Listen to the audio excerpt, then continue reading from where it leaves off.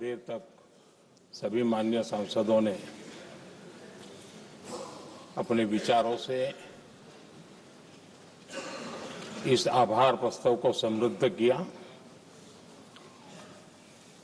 कई माननीय अनुभवी सांसदों ने भी अपने विचार प्रकट किए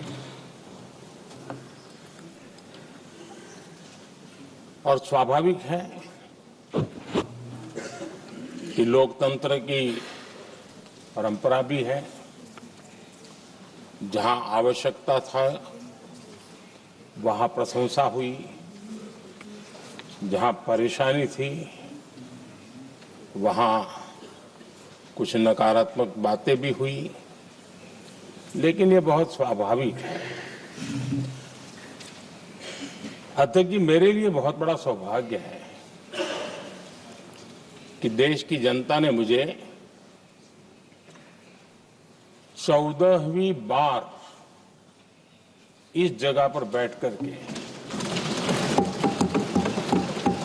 राष्ट्रपति जी के उद्बोधन को आभार व्यक्त करने के लिए अवसर दिया है। और इसलिए मैं आज जनता जनार्दन का भी बड़े आदर के साथ आभार व्यक्त करना चाहता हूं। और सदन में चर्चा में जिन जिन लोगों ने हिस्सा लिया, चर्चा को समृद्ध किया, उन सब का भी मैं आभार व्यक्त करता हूं। आदरणीय सभापति जी, हम 2025 में हैं। एक प्रकार से 21वीं सदी का 25% हिस्सा बीत चुका है।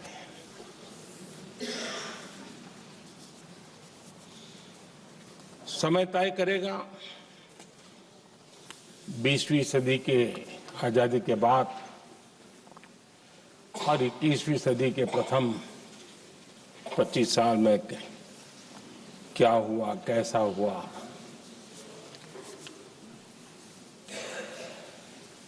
लेकिन इस राष्ट्रपति जी के संबोधन में अगर हम बारीकी इसको अध्ययन करेंगे तो ये साफ नजर आता है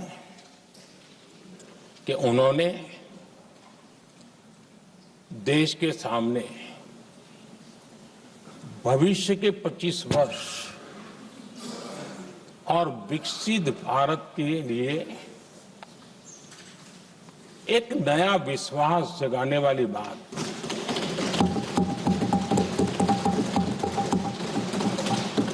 एक प्रकार से आदरणीय राष्ट्रपति जी का ये उद्बोधन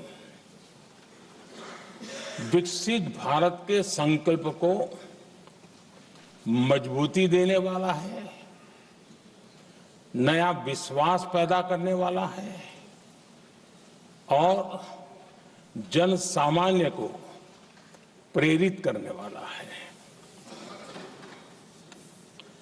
आदरणीय सभापति जी,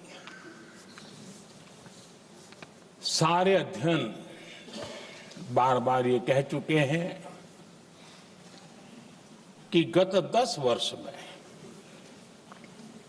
देश की जनता ने हमें सेवा करने का मौका दिया। 25 करोड़ देशवासी गरीबी को परास्त करके गरीबी से बाहर निकले।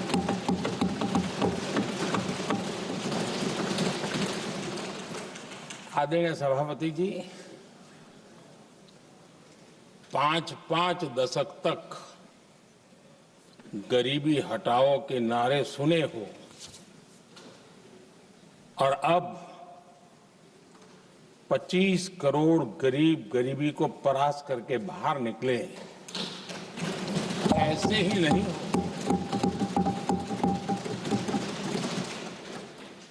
योजनाबद्ध तरीके से, समर्पित भाव से अपनेपन की पूरी संवेदनशीलता के साथ जब गरीबों के लिए जीवन खपाते हैं ना, तब ये होता है। आदरणीय सभापति जी, जब जमीन से जुड़े लोग जमीन की सच्चाई को जानते हुए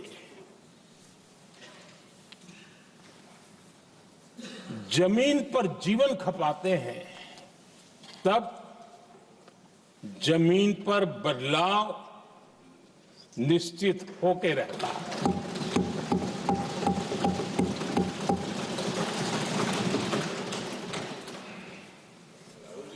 आदरणीय सभापति जी, हमने गरीब को झूठे नारे नहीं, हमने सच्चा विकास दिया।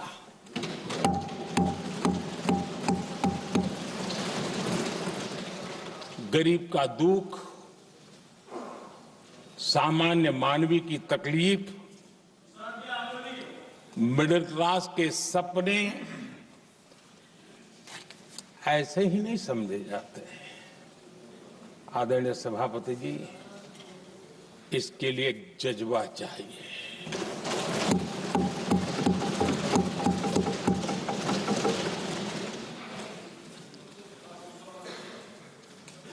और मुझे दुख के साथ कहना है कि कुछ लोगों में ये है ही नहीं।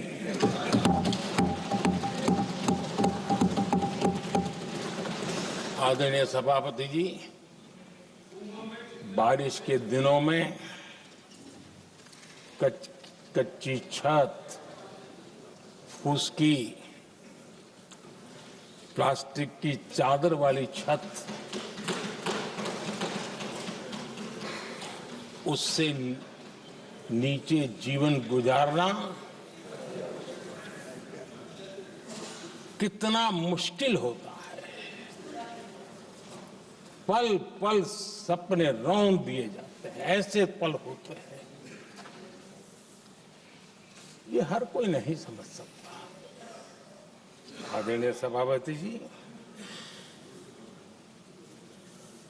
अब तक गरीबों को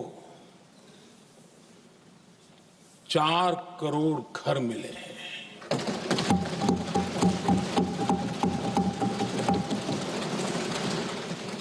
जिसने उस जिंदगी को जिया है ना, उसे समझ होती है कि पक्की छत वाला घर मिलने का मतलब क्या होता है। आदरणीय सभापति जी, एक महिला जब खुले में शौच जाने के लिए मजबूर हो जाती है,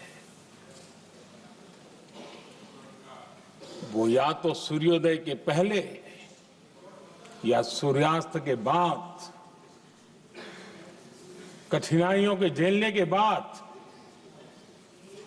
इस छोटा सा अपना नित्य कर्म करने के लिए निकल सकती है। तब उसे क्या तकलीफ होती थी, ऐसे लोग समझ नहीं सकते। आदरणीय सभापति जी, हमने 12 करोड़ से ज्यादा शौचालय बनाकर बहनों बेटियों की मुश्किलें दूर की।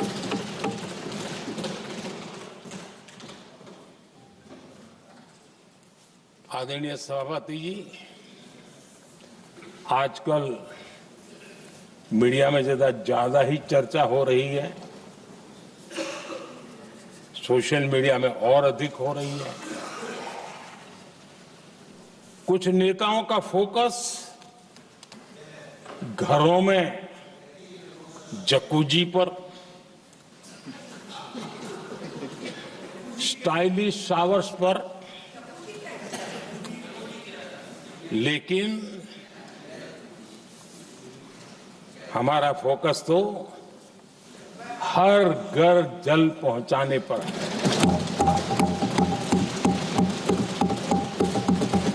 आजादी के 75 साल के बाद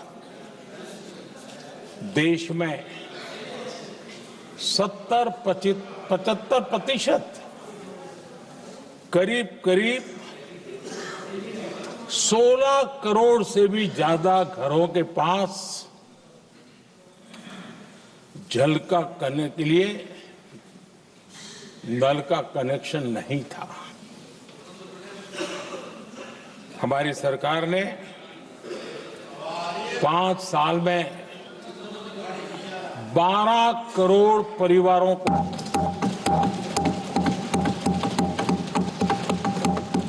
घरों में नल से जल देने का काम किया है और काम तेजी से आगे भी बढ़ रहा है। आदरणीय सभापति जी, हमने गरीबों के लिए इतना काम किया और इसके कारण आदरणीय राष्ट्रपति जी ने अपने अभिभाषण में इसका विस्तार से वर्णन किया है। जो लोग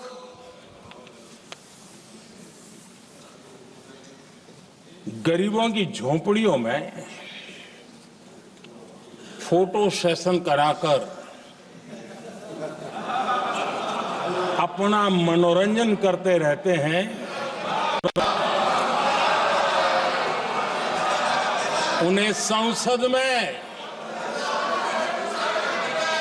गरीबों की बात बोरिंग ही लगेगी।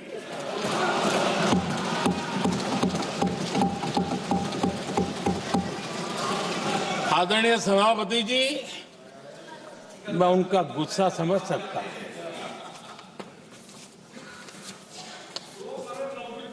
आदरणीय सभापति जी,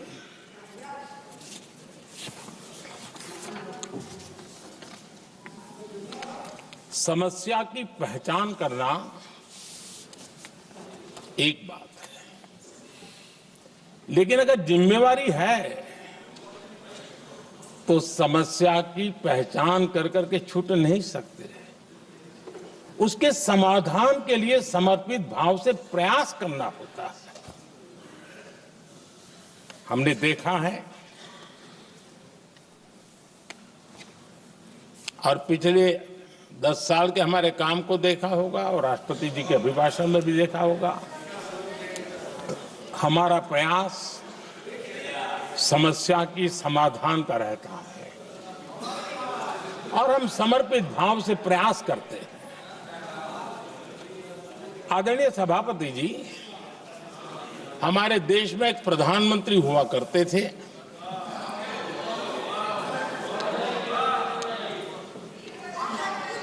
उनको मिस्टर क्लीन करने कहने की एक फैशन हो गई थी। उस प्रधानमंत्री जी को मिस्टर क्लीन कहने की फैशन हो गई थी।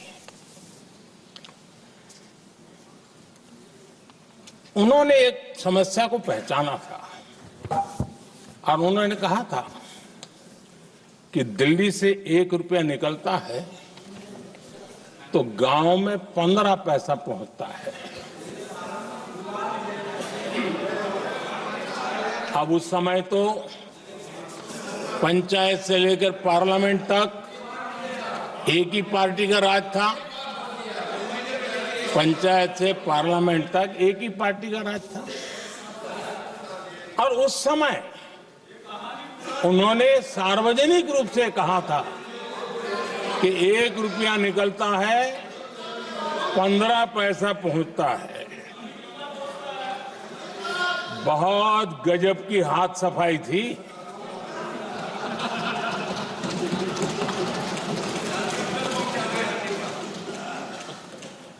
पंद्रह पैसा किसके पास जाता था, ये देश का सामान्य मानवी भी आसानी से समझ सकता है।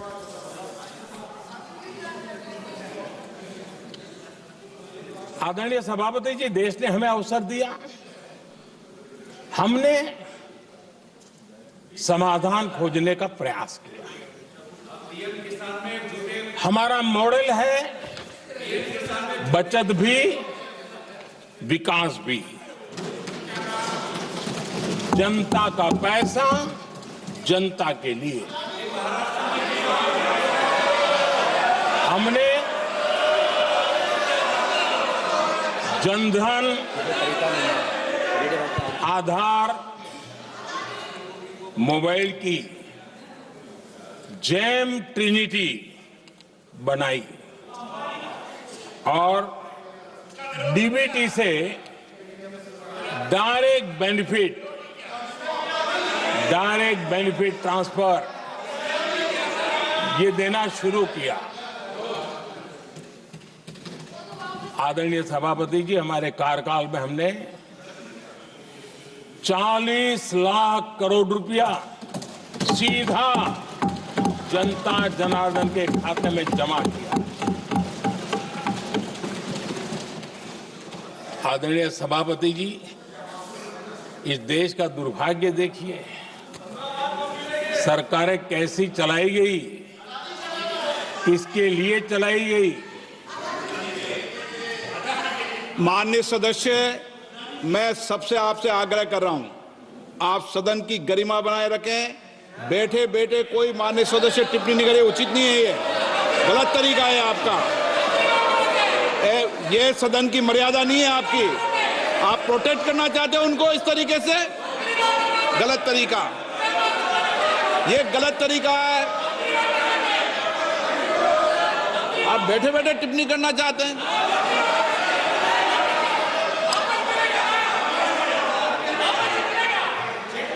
आदरणीय सभापति जी,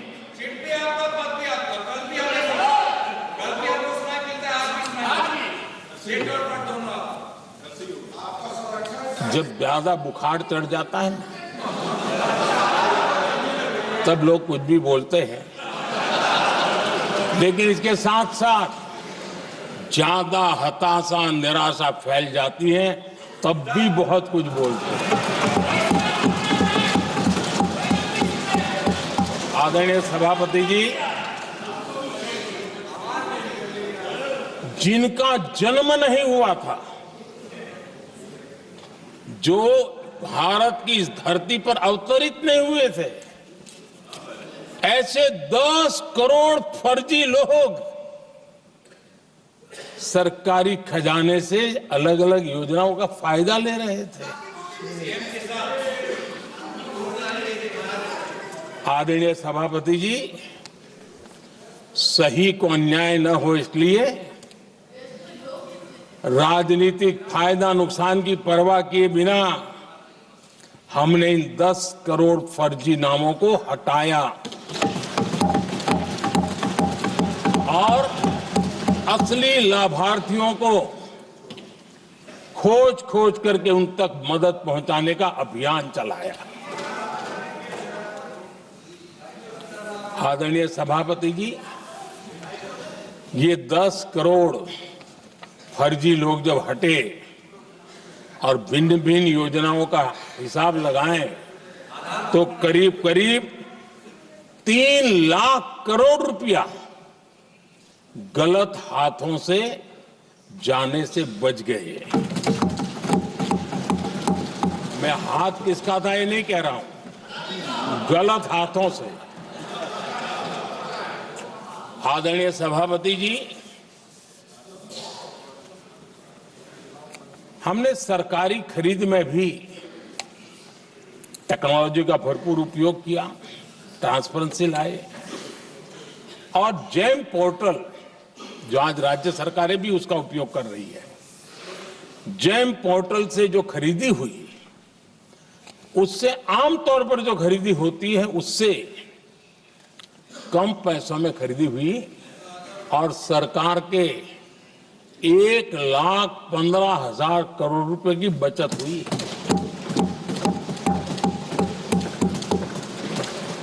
आदरणीय सभापति जी, हमारी स्वच्छता अभियान का बहुत मजाक उड़ाया गया, ऐसा जैसे हमने कोई पाप कर दिया, कोई गलती कर दी, न जाने क्या क्या कहा जाता था। लेकिन आज मुझे संतोष से कहना है कि इन सफाई के कारण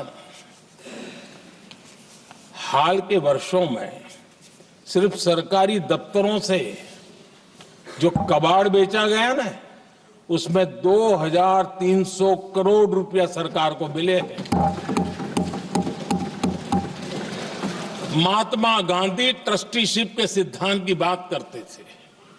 वो कहते थे कि हम ट्रस्टी हैं, ये संपत्ति जनता जनार्दन की है और इसलिए हम पाई पाई को एक ट्रस्टीशिप के सिद्धांत के आधार पर बचाने की और सही जगह पर उपयोग करने का प्रयास करते हैं। और तब जाकर के स्वच्छता अभियान से कबाड़ बेचकर 2300 करोड़ रुपया देश की सरकार के खजाने में आ रहा है।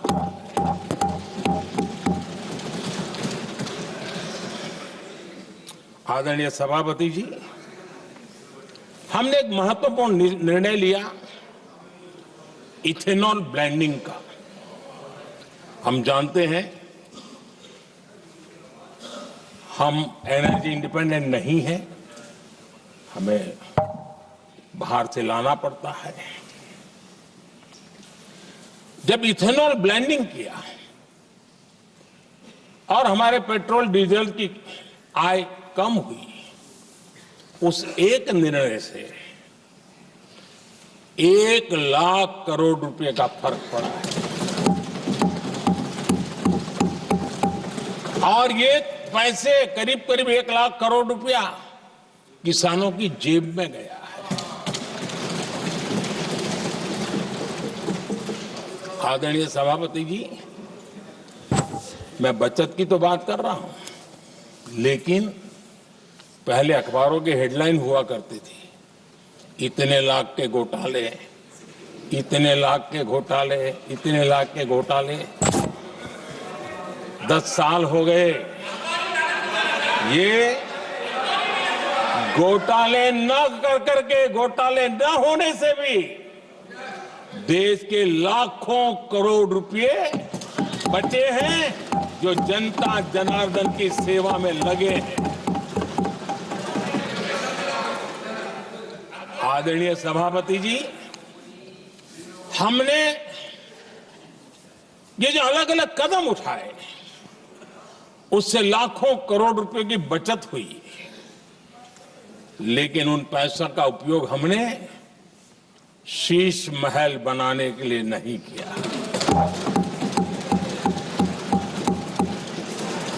इसका उपयोग हमने देश बनाने के लिए किया है। इंफ्रास्ट्रक्चर का बजट 10 साल पहले 1,80,000 करोड़ था, हमारे आने से पहले। आदरणीय सभापति जी, आज 11 लाख करोड़ रुपया इंफ्रास्ट्रक्चर का बजट, और इसलिए राष्ट्रपति जी ने भारत की नींव कैसी मजबूत हो रही है इसका वर्णन इसमें किया है। रोड हो, हाईवे हो, रेलवे हो, ग्राम सड़क हो, इन सभी कामों के लिए विकास की एक मजबूत नींव रखी गई है। आदरणीय सभापति जी, सरकारी खजाने में बचत हुई वो तो एक बात है और वो करना भी चाहिए, जैसा मैंने ट्रस्टीशिप की बात कही, लेकिन हमने इस बात पर भी ध्यान रखा है कि जन सामान्य के उनको भी बचत का लाभ मिलना चाहिए। योजनाएं ऐसी हो ताकि जनता को भी बचत हो। और आपने देखा होगा आयुष्मान भारत योजना, बीमारी के कारण सामान्य मानवी को जो खर्च होता था, अब तक जिन लोगों ने इसका बेनिफिट लिया है उसी के हिसाब से मैं कहता हूं कि करीब करीब देशवासियों का आयुष्मान योजना का बेनिफिट लेते के कारण जो खर्चा उनको अपने जेब से करना पड़ता, वैसे 1,20,000 करोड़ रुपया जनता जनार्दन के बचे हैं।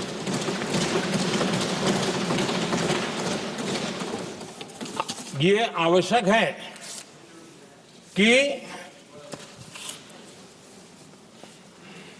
अब जैसे जन औषधि केंद्र, आज मध्यम वर्ग के परिवार में 60-70 साल उम्र के परिवार के स्वजन हो तो स्वाभाविक है कोई न कोई बीमारी आ ही जाती है।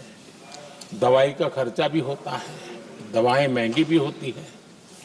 हमने जब से जन औषधि केंद्र खोले हैं जिसमें 80% डिस्काउंट होता है और उसके कारण जिन परिवारों ने इन जन औषधि केंद्रों से दवाइयां ली हैं उनके करीब करीब 30,000 करोड़ रुपए दवाई को खर्चा बचा।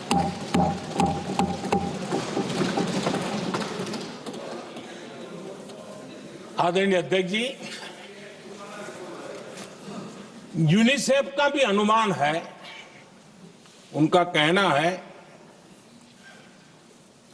कि जिसके घर में स्वच्छता और टॉयलेट बना, उन्होंने इसका बड़ा सर्वे किया था, उस परिवार को करीब करीब साल भर में 70,000 रुपए की बचत हुई है। स्वच्छता अभियान कहो, टॉयलेट बनाने का काम कहो, शुद्ध जल पहुंचाने का काम करो, कितना बड़ा फायदा हमारे सामान्य परिवार को हो रहा है। आदरणीय अध्यक्ष जी, नल से जल, मैंने प्रारंभ में उसका उल्लेख किया। WHO की एक रिपोर्ट आई है। WHO का कहना है कि नल से जल शुद्ध पानी मिलने के कारण उन परिवारों में जो अन्य बीमारियों के खर्चे होते थे, औसत 40,000 रुपया परिवार का बचा है।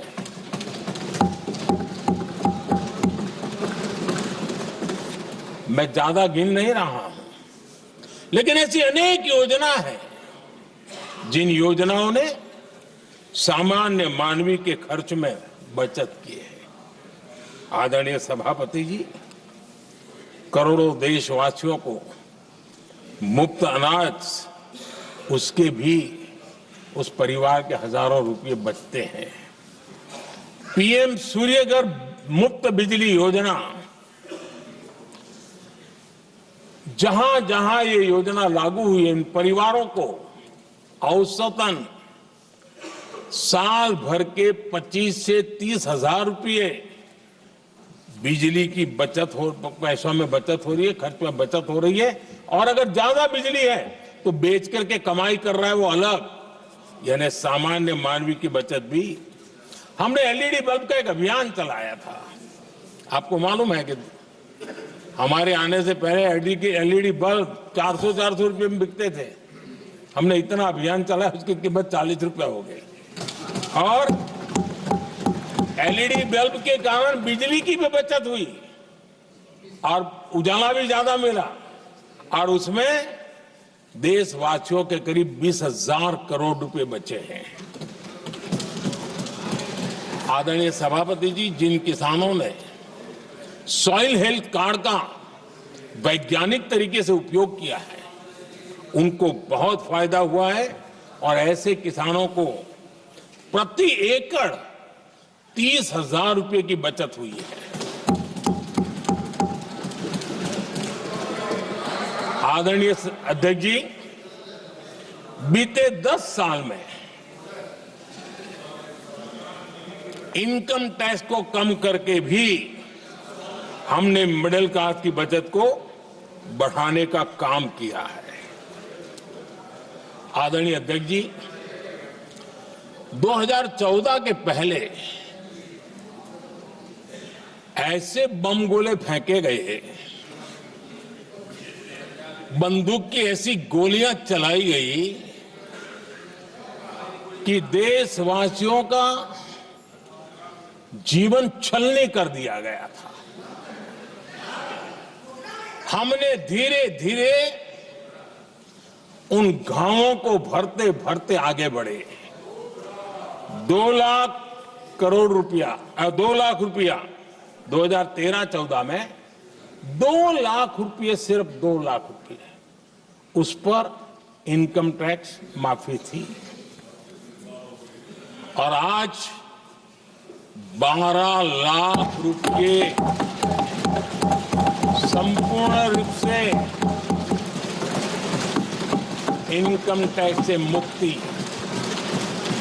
और हमने बीच के कालखंड में भी 14 में भी 17 में भी 19 में भी 23 में भी हम लगातार ये करते आए, घाव भरते गए और आज बैंडेज बाकी था वो भी कर लिया। स्टैंडर्ड डिडक्शन उसके अगर 75,000 जोड़ दें तो 1 अप्रैल के बाद देश में जो सैलरीड क्लास है उनके 13.25 लाख रुपए तक कोई इनकम टैक्स नहीं देना पड़ेगा।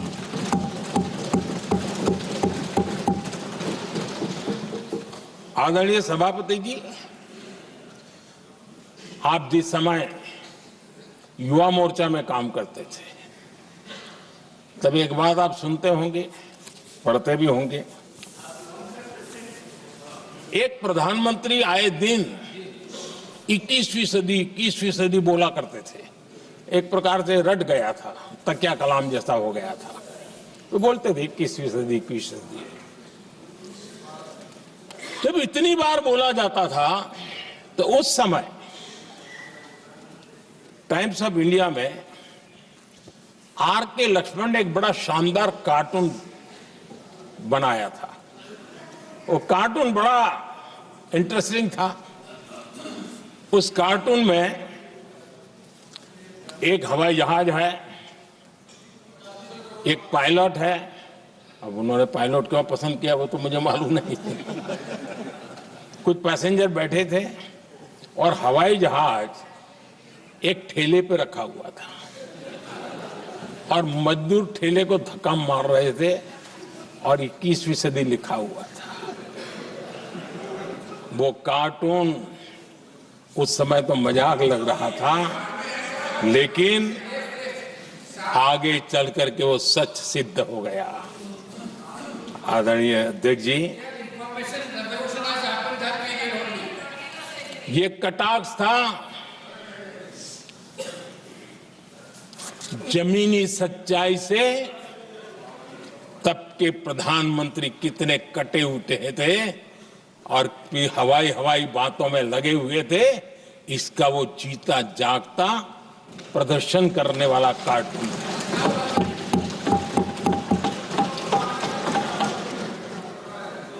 आदरणीय अध्यक्ष जी, जिन्होंने तब 21वीं सदी की बातें की थी, वो 20वीं सदी की जरूरतों को भी पूरा कर नहीं पाए थे। आदरणीय अध्यक्ष जी, आज जब मैं देखता हूं, पिछले 10 साल से सारे बीतों को बारीकी से देखने का अवसर मिला है, तो मुझे बड़ा दर्द होता है। हम 40-50 साल लेट हैं, जो काम 40-50 साल पहले हो जाने चाहिए थे। और इसलिए ये साल जब 2014 से देश की जनता ने हमको सेवा का अवसर दिया, हमने ज्यादा से ज्यादा युवाओं पर फोकस किया। हमें युवाओं की आकांक्षाओं पर बल दिया। हमने युवाओं के लिए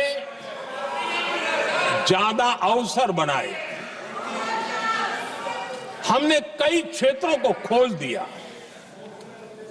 और जिसके कारण हम देख रहे हैं देश के युवा अपने सामर्थ्य का परचम लहरा रहे हैं। देश में हमने स्पेस सेक्टर को खोल दिया, डिफेंस सेक्टर को खोला, सेमीकंडक्टर मिशन लेकर के आए, इनोवेशन को बढ़ावा देने के लिए अनेक नई योजनाओं को हमने आकार दिया।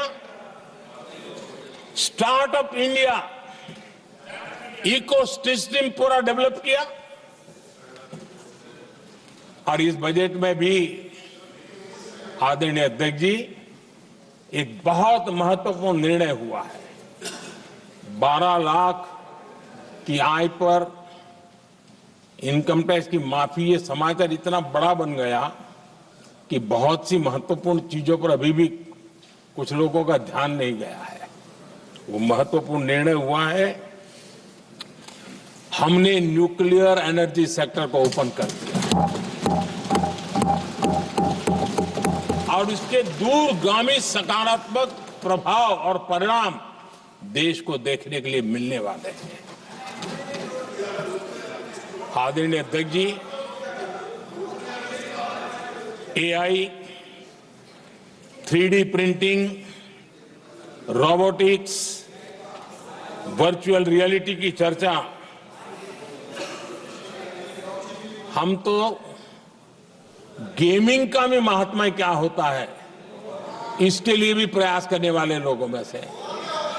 मैंने देश के नौजवानों से कहा है कि दुनिया का गेमिंग क्रिएशन का, क्रिएटिविटी वर्ल्ड का कैपिटल भारत क्यों न बने। और मैं देख रहा हूं बहुत तेजी से हमारे लोग काम कर रहे हैं।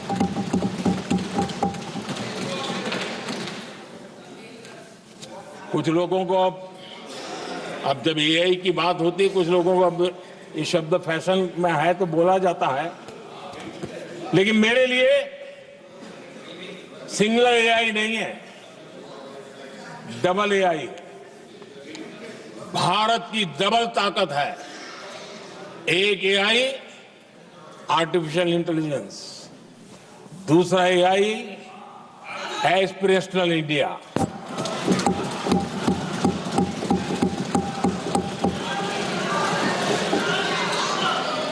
हमने स्कूलों में 10,000 टिंकरिंग लैब्स शुरू किए और आज उन टिंकरिंग लैब से निकले बच्चे रोबोटिक्स बना करके लोगों को चकित कर रहे हैं।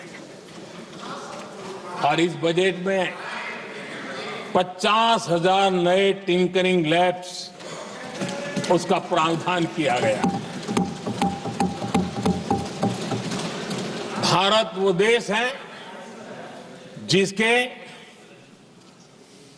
इंडिया एआई मिशन को लेकर के पूरी दुनिया बहुत आशावादी है और विश्व के एआई प्लेटफॉर्म में भारत की मौजूदगी एक महत्वपूर्ण स्थान प्राप्त कर चुकी है। आदरणीय अध्यक्ष जी, इस साल बजट में हमने डीप टेक के डोमेन को में इन्वेस्टमेंट की बात की है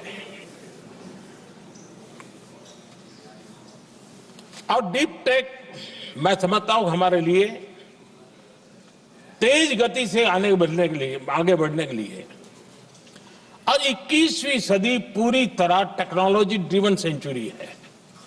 ऐसे में हमारे लिए आवश्यक है कि भारत डीप टेक के क्षेत्र में बहुत तेजी से आगे बढ़े। आदरणीय अध्यक्ष जी, हम लगातार युवा भविष्य को ध्यान में रखते हुए काम कर रहे हैं, लेकिन कुछ दल हैं जो लगातार युवाओं के साथ धोखा कर रहे हैं, उन्हें धोखा दे रहे हैं। ये दल चुनाव के दरमियान ये भत्ता देंगे, वो भत्ता देंगे, वादा तो करते हैं लेकिन पूरा नहीं करते हैं। ये दल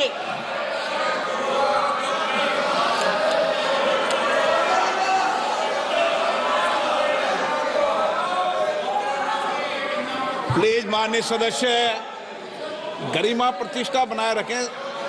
भारत की संसद में आप प्लीज बैठे बैठे टिप्पणी नहीं करें और नए माननीय सदस्य बैठे बैठे टिप्पणी कर रहे हैं। आदरणीय अध्यक्ष जी, ये दल युवाओं के भविष्य पर आपदा बनकर गिरे हुए हैं।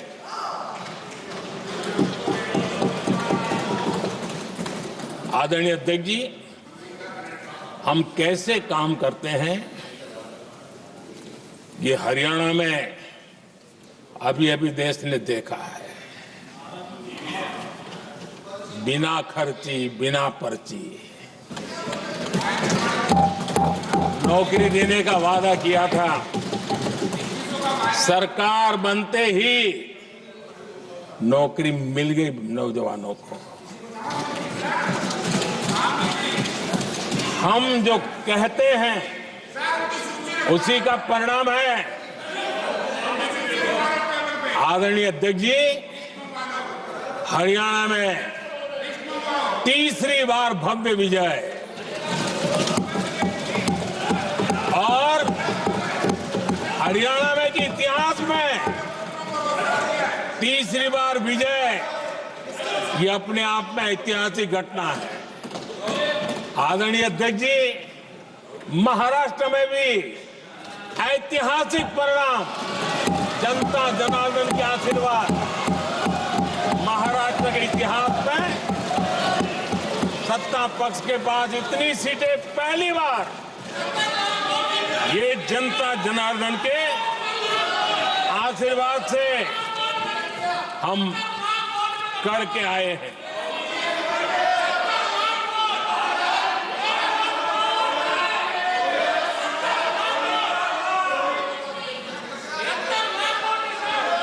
कुछ समझते हैं आदरणीय चीजों अध्यक्ष को? जी, कल जवाब दिया था ना आपको। चलिए। आदरणीय राष्ट्रपति जी ने अपने अभिभाषण में हमारे संविधान के 75 वर्ष होने पर भी विस्तार से चर्चा की है। आदरणीय अध्यक्ष जी, संविधान में जो धाराएं हैं उसके साथ साथ संविधान का एक स्पिरिट भी है और संविधान को मजबूती देने के लिए संविधान की भावना को जीना पड़ता है। और मैं आज उदाहरणों के साथ बताना चाहता हूं। हम वो लोग हैं जो संविधान को जीते हैं।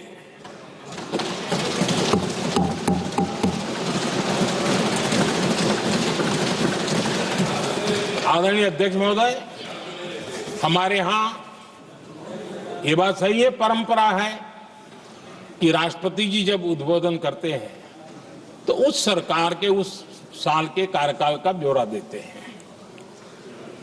उसी प्रकार से राज्यों में गवर्नर का जो उद्बोधन होता है सदन में, वो उस राज्य के कार्यकलापों का ब्यौरा देते हैं।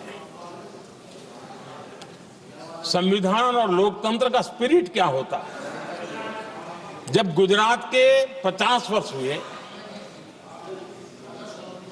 गोल्डन जुबली ईयर मना रहे थे और सद्भाग्य से मुझे उस समय मुख्यमंत्री के रूप में सेवारत था मैं,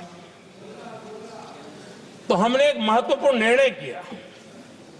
हमने किया इस गोल्डन जुबली ईयर में पिछले 50 वर्ष में सदन में जितने भी गवर्नर के भाषण हुए, मतलब उस समय की सरकारों का ही वाहवाही उसमें होती है, हमने कहा कि उन 50 साल में जितने भी गवर्नर के भाषण हुए हैं सबको ही एक पुस्तक के रूप में तैयार किया जाए, ग्रंथ बनाया जाए और आज सभी लाइब्रेरीज में वो ग्रंथ अवेलेबल है।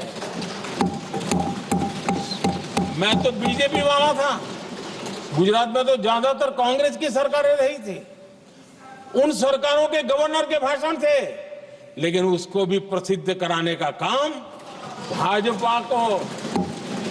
भाजपा से बना एक मुख्यमंत्री कर रहा था। क्यों?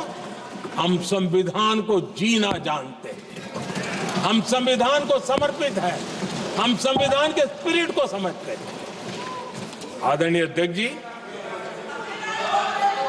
आप जानते हैं 2014 में जब हम आए तब मान्य विपक्ष नहीं था, रिकॉग्नाइज्ड अपोजिशन पार्टी नहीं थी, उतने अंक भी लेकर के कोई नहीं आए थे। भारत के अनेक कानून ऐसे थे कि हमें पूरी स्वतंत्रता थी उस कानून के हिसाब से काम करने की। अनेक कमेटियां ऐसी थी जिसमें लिखा था लीडर्स ऑफ अपोजिशन उसमें आएंगे, लेकिन अपोजिशन था ही नहीं, रिकॉग्नाइज्ड अपोजिशन नहीं था।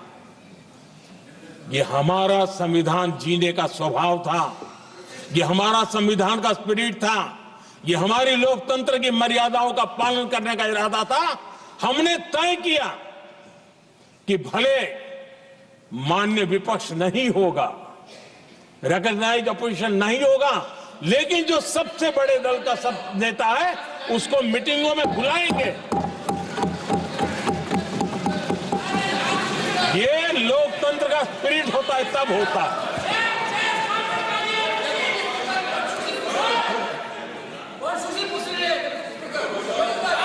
चुनाव आयोग की कमेटियां, आदरणीय अध्यक्ष जी, पहले तो प्रधानमंत्री फाइल करके निकालते थे। ये हम हैं जिसने अपोजिशन के लीडर को भी उस कमेटी में बिठाया है।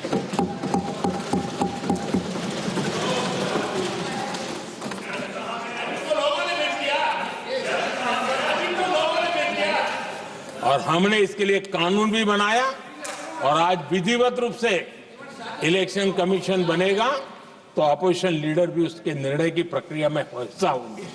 ये काम हम करते हैं और ये मैंने पहले ही कहा, हम इसलिए करते हैं कि हम संविधान को जीते हैं। आदरणीय अध्यक्ष जी, दिल्ली में आपको कई स्थान ऐसे मिलेंगे जहां कुछ परिवारों ने अपने म्यूजियम बना करके रखे हुए हैं।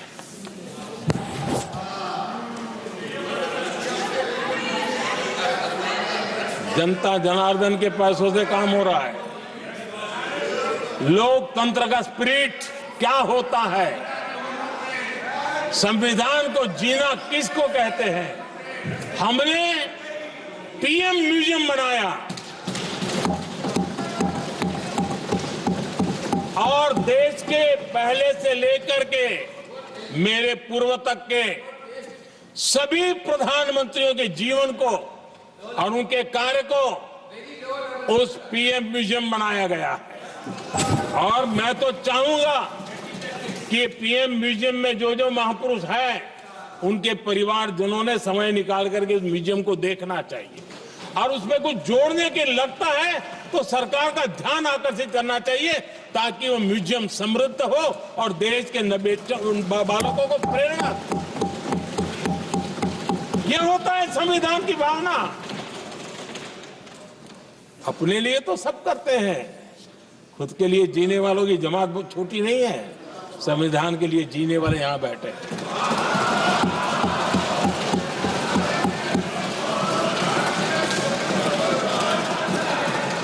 आदरणीय अध्यक्ष जी, जब सत्ता सेवा बन जाए तो राष्ट्र निर्माण होता है। जब सत्ता को विरासत बना दिया जाए तब लोकतंत्र खत्म हो जाता है।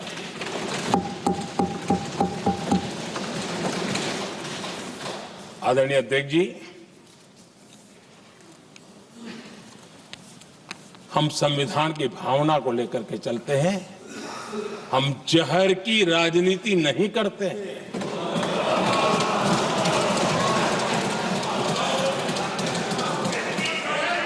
हम देश की एकता को सर्वोपरि रखते हैं और इसलिए सरदार वल्लभ भाई पटेल का दुनिया का सबसे ऊंचा स्टैच्यू बनाते हैं और स्टैच्यू ऑफ यूनिटी देश को जोड़ने का जिस महापुरुष ने काम किया उसका हम स्मरण करते हैं। और वो भाजपा के नहीं थे, वो जनसंघ के नहीं थे। हम संविधान को जीते हैं, इसलिए इस सोच से आगे बढ़ते हैं।